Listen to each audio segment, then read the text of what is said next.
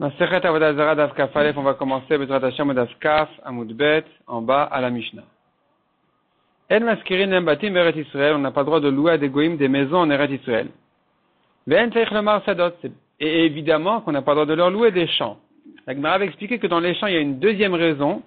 Non seulement on n'a pas le droit de louer des champs pour la même raison qu'on n'a pas le droit de louer des maisons, qui est que les Chachamim ont craint qu'ils risquent de leur vendre, ce qui est interdit Minatora.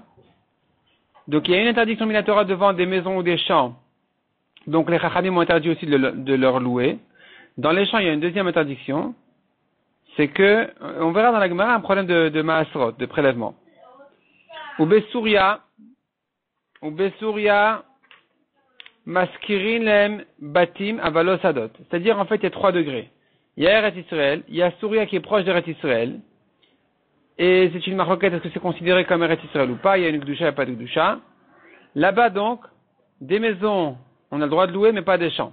Maskirin lem batim avalo sadot. Des maisons, on peut, mais les champs, c'est plus chamour, c'est plus strict que les maisons, comme on verra dans la Gemara, à cause des Maasrot. Donc, on ne peut pas leur louer. Ou bechutz laaret, en dehors d'Eretz Israël, mochin lem batim ou maskirin sadot divrei Rabbi Meir. Là-bas, on peut vendre même des maisons, mais pas des champs. On peut louer des champs. Donc les maisons, on peut les vendre au goïm et les louer au goïm. Les champs, on peut les louer au goïm, mais on ne peut pas les vendre. Divrei Rabbi Meir selon Rabbi Meir. Rabbi aussi Omer. Rabbi aussi, il prend plus de kula que Rabbi Meir. Et il dit comme ça. Be'eretz Israël maskirin lem batim avalo sadot. En Eretz Israël, on n'a pas le droit de vendre minatora, ni maison, ni champ. Mais concernant louer, alors, des maisons on peut, des champs on peut pas. Ou Besouria, mochrin batim ou maskirin sadot. En Syrie, on peut leur vendre des maisons. On peut leur louer des champs, mais pas les vendre. Ou Bechutz laaretz mochin elu ve'elu. En dehors d'Eretz Israël, on peut vendre maisons et champs tranquillement à des goïms. Comme Shamrou la Askir, même là où on a autorisé de louer, lo le bedira amrou. C'est pas pour une habitation. Mipne, shumachnis etocha avodat kochavim. Tu ne peux pas louer un goy qui veut habiter ici, parce qu'il va rentrer là-bas sa avodah zara. Chez Neymar, comme dit le pasuk, la tavit ova el betecha. Tu n'as pas le droit de rentrer une avodah zara dans ta maison.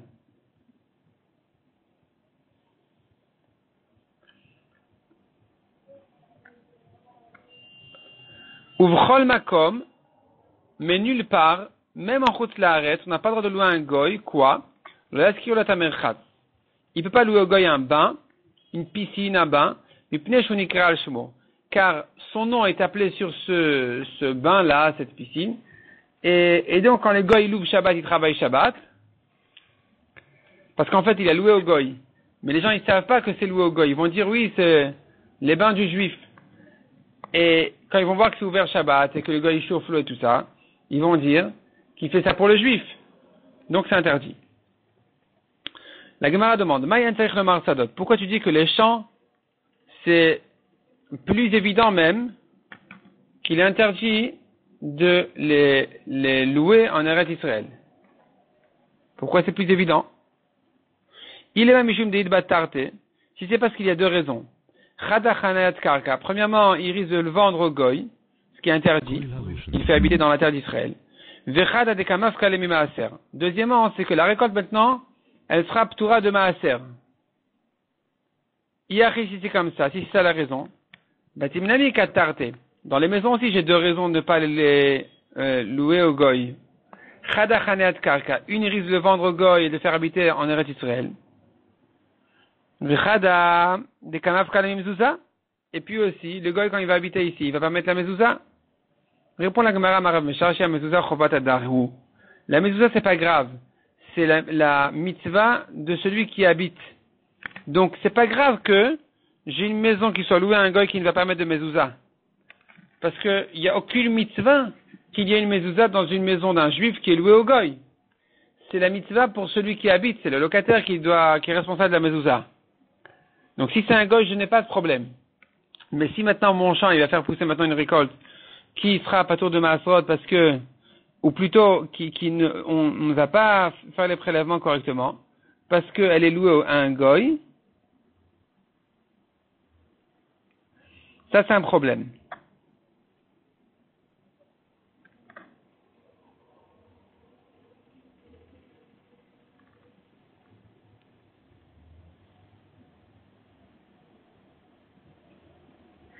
C'est-à-dire que s'il vend maintenant au goy, il aura perdu en fait, premièrement il aura fait habiter un goy en Israël, il lui aura vendu un champ, donc il y a un problème d'habitation du goy en Israël, pour le champ.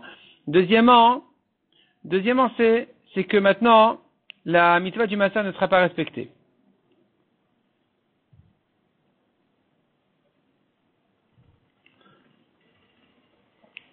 Besouria, maskirin, batim, vechoulé. On a vu qu'en Syrie, on a le droit de leur louer des maisons. Demande à Gemara Maïshna Mechira de l'eau. Pourquoi leur vente c'est interdit et leur louer c'est permis? Mishou Mechira d'Eret Israël. Si tu vends là-bas, à Souria, tu risques de vendre aussi en Eret Israël parce que comme c'est proche, alors on va pas distinguer. Yachim Isrirut Nami, Nigzor. On devrait aussi interdire donc de louer pour ne pas qu'il risque de vendre. Répond la Gemara et Goufa Gzera. La vente elle-même n'est que interdite midera banan de peur qu'il vende en Eretz Israël. Alors que Souria, c'est pas vraiment Eretz Israël.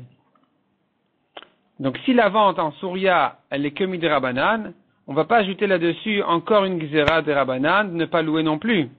Ve'anan nikum ve'l'exor gzera l'gzera, on va se lever, on va faire un décret pour un décret, c'est trop. Donc vente c'est interdit midera banan, mais louer c'est déjà permis. Demande à Gemara Basrirut Sadeh. Voici pourtant les locations de champs, des Bessouria, des Xerali. On est interdit en Souria de louer son champ à un goy.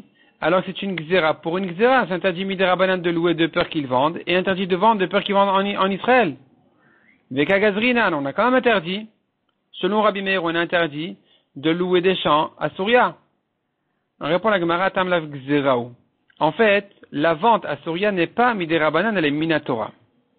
Kasavar kibush yachid shme kibush. Ce Tana Rabbi Meir, il pense que la conquête de David Ameler, qui est une conquête d'un roi, d'un homme unique en fait, kibush yachid, ça s'appelle pas la conquête de tout Israël, eh bien, ça s'appelle une conquête, et donc ça prend la kedusha d'Eretz Israël.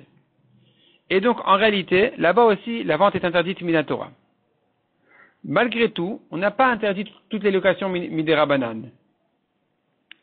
Sadeh deit betarte, gazrou berabanan. Les champs, puisqu'il y a deux raisons, les chachamim ont interdit. Les chachamim ont interdit pour les champs, même de louer, puisqu'il y a la raison du maaser et la raison de faire camper un goy là-bas. Or, c'est une kedusha d'Israël. Batim delet beotarte, le gazrou berabanan. Mais les maisons, tu n'as pas les deux raisons. Tu n'as pas la raison du maaser pour la maison, tu n'as que la raison de faire camper le goy en Israël, comme à Souria, qui est d'après ce Tana une kedusha d'Israël. Le gazrou beorabanan, les chachamim donc n'ont pas interdit ici de louer. Bechutz laaretz vechule. En dehors d'Eretz Israël, alors on est descendu encore d'un degré, et selon Rabbi Meir, on a dit la seule chose qui reste interdite, c'est de vendre des champs. Et donc la Gemara explique, puisque dans les champs tu as deux raisons, comme on a vu, les Chachamim ont interdit la vente en Chutz Laaretz, de peur qu'ils la vendent en Israël. Batim delet beotarte, les maisons où tu n'as pas deux raisons d'interdire au goy, d'interdire pour le goy, de vendre au goy, alors le gazrou borabanan. Les Chachamim n'ont pas interdit en Chutz Laaretz ici, même la vente, tu peux vendre tranquillement un goy en Chutz Laaretz. Ça c'est Rabbi Meir. Rabbi aussi Omer, Rabbi aussi il descend d'un cran. Et il dit comme ça, Eretz Israël maskirin batim b'chule. On peut louer à un goy une maison en Eretz Israël. Maïtama, pourquoi? Il te dit comme ça, Sadot deitbo tarte gazrubo rabanan.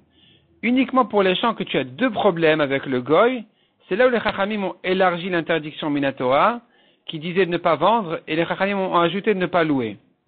Batim deletbo tarte le gazrubo rabanan. Mais les maisons où tu n'as pas deux raisons, les chachamim n'ont pas interdit.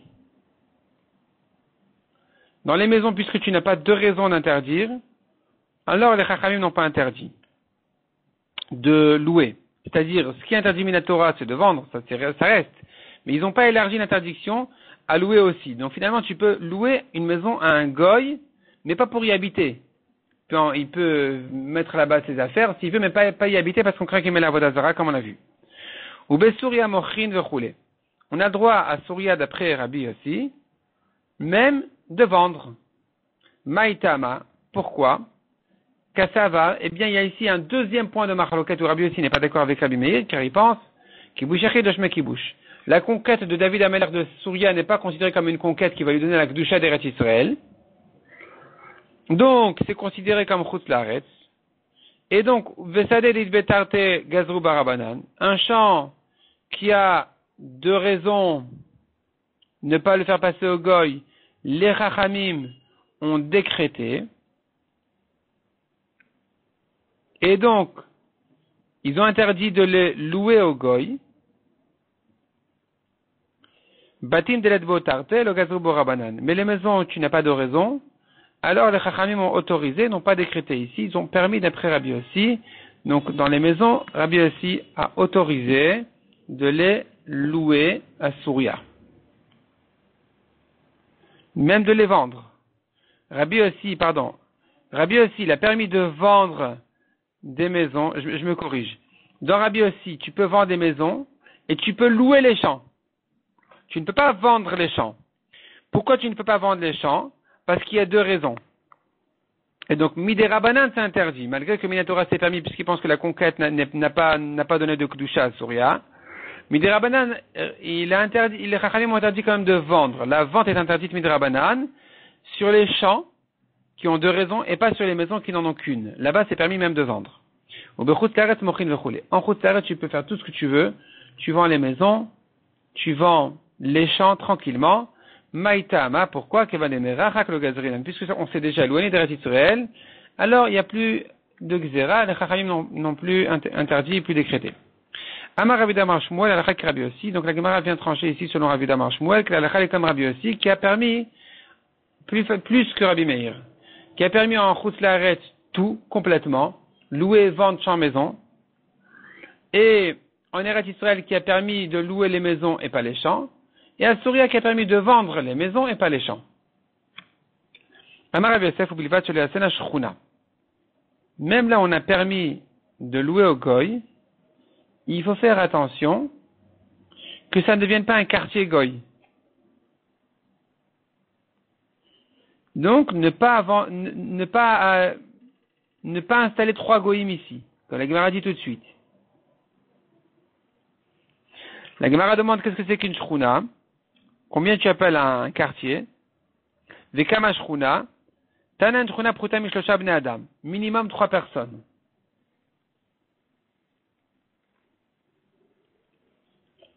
Donc il ne veut pas vendre à 3 goïms différents. Demande la Gemara, Velechush dilma azilhai Israël. Ou mazvin echad aved kochavim. Tu dois craindre comme ça. Toi tu vends à un juif. Et le juif, il va vendre Mazvin echad aved kochavim à un goy. Ve'azil he'ach. Et ce goy-là, il va aller. Ou Mazvin la lettré. Il va partager sa maison en 3. Et il va louer 2 parties à 2 autres goyim que lui.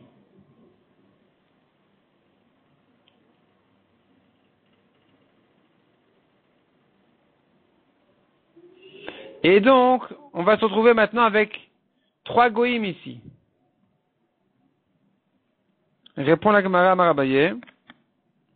Alifne mafkedinan. On est responsable de ne pas causer une avéra, un problème à quelqu'un. Alifne de lifne la mafkedinan. Mais causer à quelqu'un, présenter à quelqu'un une occasion qui va elle-même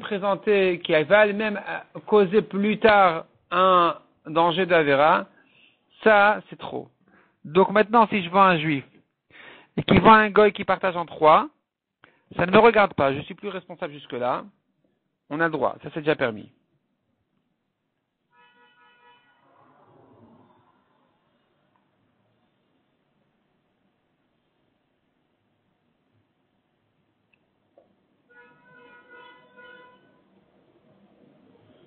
Donc je reprends. La question était, le juif il va vendre à un goy.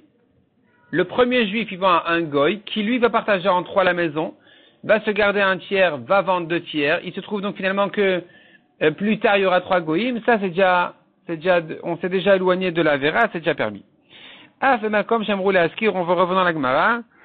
Même là on a permis de louer à un goy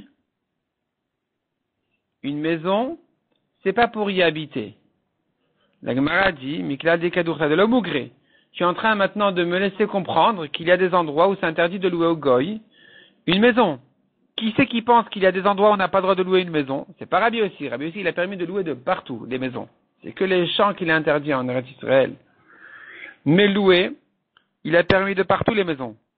Or la Mishnah te dit, même là où tu peux louer, fais attention qu'il puisse pas y habiter. Donc qui est le Tana qui parle comme ça?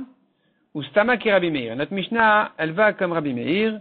Et Rabbi aussi, Bechol Durta Mugra, car selon Rabbi aussi, tu peux louer à un goy des maisons de partout, même en Eretz Israël. On a tourné la page, on est à la deuxième ligne. Umchol Makom lo Iskor Bechule.